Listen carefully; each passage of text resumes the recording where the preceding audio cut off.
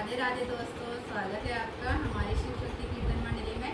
हम आपके सामने राधा कृष्ण का एक सुंदर सा भजन लेकर आए। अगर आपको पसंद आए तो हमारे चैनल को ज़्यादा से ज़्यादा लाइक, सब्सक्राइब, कमेंट करें। बोलो राधा रानी की जय।